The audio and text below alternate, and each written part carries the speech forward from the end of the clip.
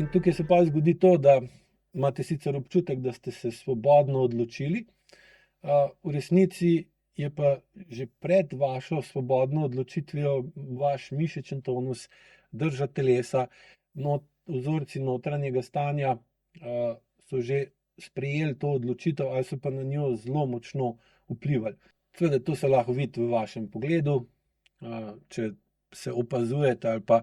bolj kot to pri sebi čutite zaradi vaj, bolj boste to opazili najprej pri drugih ljudeh, pa tudi pri sebi. Spremeni se hitrost ali pa barva glasu, še preden sploh ta oseba sliši, kaj vi govorite. In če upočasnite in zmanjšate postopno obremenitev, kar je osnova za AEQ spremembo, lahko ta korak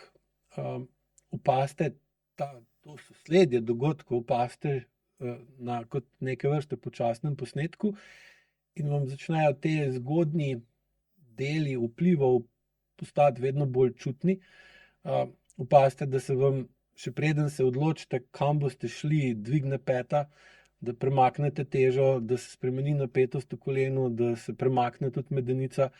in potem vidite, kam vaše telo hoče iti,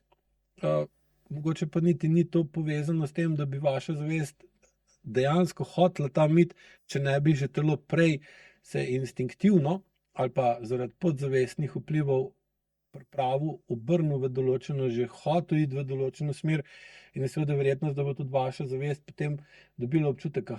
moram iti tam, pa boste lahko tudi rekli, to je zaradi intuicije, čeprav ta intuicija je potem lahko pod močnim vplivom vaše podzavesti in preteklih dogodkov in vas potem drži ta intuicija v enem in istem krogu. Seveda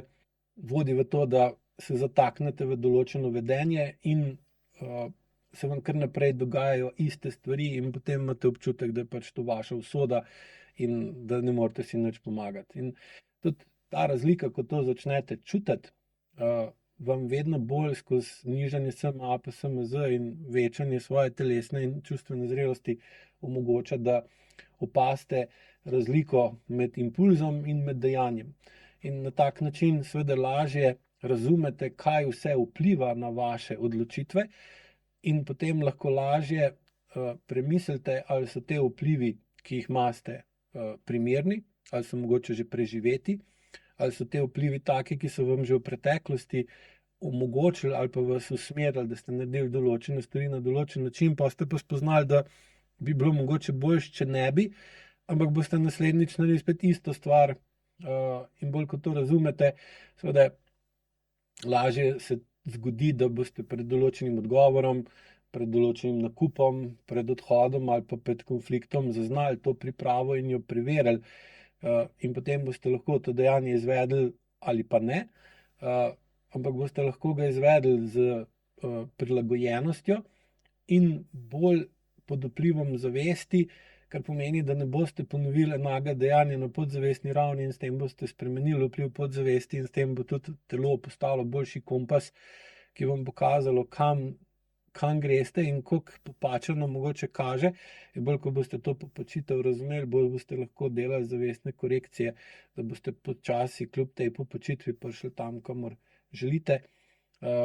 in na lažji način in pol bo tudi ta popačitev, ki je bila včasih nujna in neizogibna, vedno manjša.